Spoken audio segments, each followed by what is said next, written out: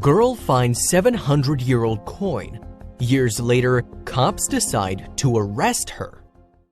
Kate Harding, a British citizen who is the protagonist of this story, had decided to go help her mother with some labor in the garden when she was only 9 years old. It was at that time that during work, the little girl found what seemed to be an old silver coin. She saved it and never talked about it until a few months after her mother's death. Harding, 23 years old at this time, approached museum experts, trying to get an understanding of the history behind the coin she found when she was just a little kid. It turned out the item wasn't exactly a coin, but something similar, a piedfort to be more precise. And even though many people could argue that the look of a piedfort is very similar to the look of a coin, there is a difference between them. A piedfort is generally thicker and weighs approximately twice that of a coin. Plus, it's also believed that such an item was never used as a currency.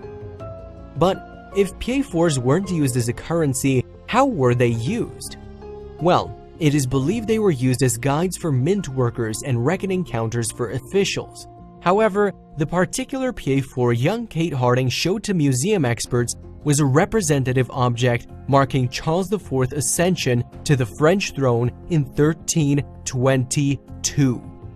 For this reason, Miss Harding was requested to inform a local forensic about the ancient treasure.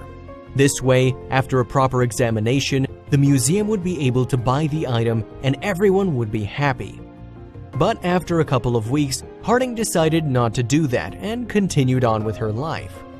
Unfortunately for her, the Treasure Act of 1996 claimed that any object older than 300 years old and with at least 10% of precious metal content had to be reported to a local forensic in a period of 14 days, and failing to carry out such a duty would be considered a criminal offense. And so, because of not wanting to report the treasure, Miss Harding was arrested and prosecuted as a lawbreaker. She faced up to 3 months in jail and a fine, but walked free from court when her lawyer claimed that she didn't report the treasure because of disorganization and because it had a sentimental value for her.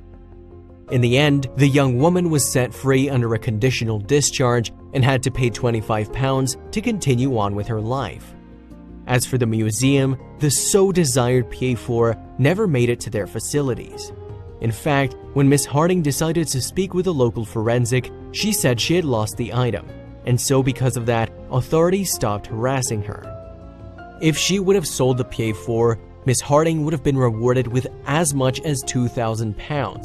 But as far as we know, she probably still keeps it as it is of great sentimental value for her.